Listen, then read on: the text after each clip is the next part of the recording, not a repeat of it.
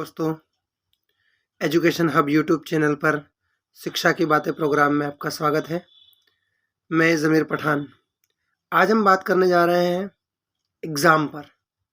Exam, इम्तिहान, परीक्षा। नाम सुन के ही सबको एक डर सा लगने लगता है कि हाँ, मैं सिर्फ स्टूडेंट्स की बात नहीं कर रहा हूँ। हमारी भी अगर कोई एग्ज़ाम की बात कर दे कि आपकी इस डेट पर इस टाइम को एग्ज़ाम है, तो हमें भी एक अंदर से एक डर पैदा हो जाता है कि एग्ज़ाम है। तो एग्ज़ाम का किया क्या जाए? एग्ज़ाम से डर तो सबको लगता है। डर इसलिए लगता है कि उसकी प्रिपरेशन कैसी है, या एग्ज़ाम में क्या हो सकता है, क्या नहीं हो सकता है, ये सब बातें होती हैं। तो एग्ज़ाम का जो एक माहौल बनाया जाता है, ख़ासकर बच्चों के लिए, कि उनको डर, उनको टेंशन, उनको प्रेशर दिया जाता है कि आपको ये करना है, नहीं तो ऐसा हो जाएगा, ये करना है वरना ऐसा हो जाएगा। हम सब जानते हैं, हम ही इन्हीं एग्ज़ाम से गुज़र के आए हैं। हम अनुभवी लोगों की बात कर रहा हूँ मैं, कि जैसे पेरेंट्स हैं, टीचर्स हैं, उनके सीनियर्स हैं उन बच्चों के, वो सब भी एग्ज़ाम्स दे के आए हैं, और वो भी कोई 100% नहीं थे कोई भी। लेकिन हम चाहते हैं कि हमारा बच्चा 100% ही रहे, और उसको बहुत प्रेशराइज़ करते हैं। घर पर ऐसा माहौल ना क्रिएट करें जिससे कि वो डिमोटिवेट हो जाए, उसको डर सा लगने लग जाए। वो जो भी टॉपिक पढ़ रहा हो, ऐसा नहीं हो कि ये मैं पढ़ूँ नहीं, मैं इस बात का टेंशन लूँ कि भैया ने क्या बोला था, दीदी ने क्या बोला था, पापा ने क्या बोला था, मम्मी ने क्या बोला था। जबकि उसको पढ़ाई के टाइम पे उस टॉपिक पर फोकस करना चाहिए था। लेकिन उसको एक डर सा बना रहता है, क्योंकि आपके कुछ वर्ड्स उस पर भारी पड़ जाते हैं। हम टीचर्स भी कभी-कभी स्टूडेंट से ऐसी बातें कर लेते हैं, जो स्टूडेंट को ऐसा लगने लगता है, यार मैं तो नहीं कर सकता हूँ। नहीं होते स्टूडेंट कैपेबल। मैं भी कुछ सब्जेक्ट में अच्छा था, लेकिन कुछ सब्जेक्ट में एवरेज था, है ना? और कुछ सब्जेक्ट में पुअर भी था। तो इसका मतलब ये नहीं है कि आप परफेक्शन सभी के साथ होता है।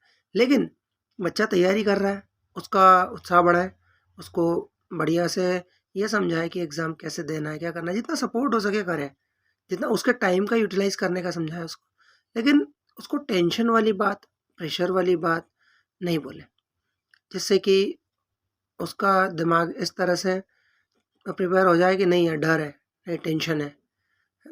ये हमें एक माहौल बनाकर दिया जाता है, और उसी को बच्चा फेस करता है। अब बात आई कि सर कैसे करें फिर? आपको करना कुछ नहीं है। आपके अगर आपके वर्ड्स ऐसे निकलने वाले हैं जिससे कि बच्चा टेंशन लेगा, हम सब जानते हैं कि जैसे मैं बच्चे को बोलूँ, हाँ तूने कुछ नहीं पढ़ा, कुछ नहीं हो सकता तेरा, तू फेल हो जाएगा। अगर ऐसे वर्ड्स निकालना चाहता हूँ मैं अपनी ज़बान से, तो मैं मतलब चुप्पी साध लूँ, साइलेंट हो जाऊँ खुद कि नहीं यार, ये नहीं बोलना है। इसकी जगह ये बोलूँ कि अच्छा कितना पढ़ा है तूने, ये बता। इतना नहीं, तो इसको ऐसे पढ़ सकता है, आगे ऐसे कर सकता है, ला मुझे करके बता। ठीक है? वो बच्चा करके बता देगा। एटलीस्ट उससे 30%, 40%, 50% तो करेगा। 100% नहीं करेगा, लेकिन वो करेगा तो सही। लेकिन अगर आपने ये बोल दिया कि तू कुछ नहीं कर सकता, तो हो सकता है कि उसका माइंडसेट हो जाए कि मैं कुछ नहीं कर सकता। है? आप उसको चाहते हो कि 100% करे, मैं भी चाहता हूँ, सब चाहते हैं। लेकिन अगर बच्चा, कुछ एवरेज बच्चे जो पढ़ते हैं, जो मेहनत करते हैं, उनका तो कोई इशू है ही नहीं, तो पढ़ ही लेते हैं और बहुत अच्छे से करते भी हैं। लेकिन प्रॉब्लम उन बच्चों का परसेंट 10 आउट ऑफ 100 है। लेकिन जो 90% बच्चों का फ्यूचर है, वो आपके कुछ वर्ड्स पे डिपेंड है कि आप क्या कह रहे हैं। अभी अगर मैं आपकी ही एग्ज़ाम लूँ, या आप मेरी एग्ज़ाम लें, और आप मुझे डरा दें, टेंशन दे दें, प्रेशर कर दें, तो मैं भी नहीं दे सकता, आप भी नहीं दे सकते एग्ज़ाम। बहुत सारे ऐसे काम होते हैं हमारी ज़िंदगी में भी, डेली रूटीन में हम जो काम करते हैं उसमें भी कोई अगर डिमोटिवेट कर देता है कि ये काम तो नहीं कर सकता, तो हाँ, नहीं होगा, हमसे नहीं हो पाता। उसमें टेंशन हो जाती है कि यार उसने ऐसा बोला था, क्योंकि वो एक बात हमारे यहाँ पे चिपक जाती है। तो करना क्या होगा हमको? थोड़ा-सा पेरेंट्स, टीचर्स, सीनियर्स को ध्यान रखना होगा कि कुछ ऐसे वर्ड्स ना बोलें। अब स्टूडेंट को भी चाहिए कि वो टाइम वेस्ट ना करे इधर-उधर घूमने में, है ना?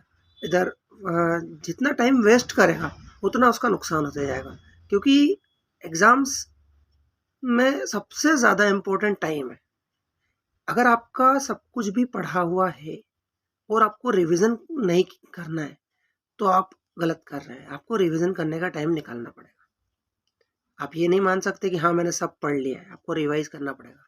जब तक एग्ज़ाम नहीं होती तब तक रिवीजन करना पड़ेगा। और अगर आपने नहीं पढ़ा है या 50% पढ़ा है या जितना भी परसेंट, तो उसका भी रिवीजन के साथ और नया पढ़ना पड़ेगा। आपको टाइम तो देना होगा। है, आप भी अपनी मेहनत, पूरा एनर्जी, पूरा फोकस आपका आपके टाइम मैनेजमेंट पर, आपका माइंड मैनेजमेंट पर लगाइए कि किसको कैसे कर सकता हूँ मैं, और क्या-क्या तरीके हैं। सीनियर्स और टीचर्स की एडवाइस से आप करिए और बहुत बढ़िया रिज़ल्ट आएगा, आता है। और परीक्षा को बस यही कहना चाहूँगा कि जो एग्ज़ाम है, परीक्षा है, इम्तिहान है, इसको त्योहार के रूप में मनाएँ। सभी लोग मिल के, बढ़िया से मिल के मनाएँ। जैसे त्योहार कैसे मनाते हैं? बहुत सारे काम होते हैं त्योहार में, कि आपको सफाई भी करना होती है, आपको खाने भी बनाना होते हैं, आपको दावत भी करना होती है, मेहमान नवाज़ी भी करना होती है, सब कुछ होता है। तो हम बहुत आराम से सब मिल के करते हैं। तो मेरी आप सबसे रिक्वेस्ट है कि कोई भी नेगेटिविटी अगर दिमाग में आए, तो आप फ़ौरन उसे मतलब रफ़ा-दफ़ा कर दें और अच्छी बातें हैं पॉज़िटिविटी के साथ। स्टूडेंट्स भी नेगेटिव बातों का लोड ना लें। अब कुछ लोगों की तो आदत होती है, वो खुद ही नेगेटिव होते हैं और वो चाहते हैं कि सामने वाले को भी नेगेटिव ही रखें। तो उनका लोड भी नहीं लेना है, इग्नोर करना है। कि अगर कोई ऐसी बातें कर भी रहा है, अब इतना होने के बाद भी करते ही हैं, हमसे भी कई बार होता है ऐसा। तो आपको इग्नोर करना है, स्टूडेंट्स को इग्नोर करें और फ़ोकस करें अपनी स्टडीज़ पे कि आपको करना क्या है, कितना कर चुके हैं, कितना पढ़ चुके हैं। क्योंकि आप बेहतर जानते हैं, आप खुद को बेहतर जानते हैं और पेरेंट्स, टीचर्स, सीनियर्स सभी सपोर्ट करेंगे।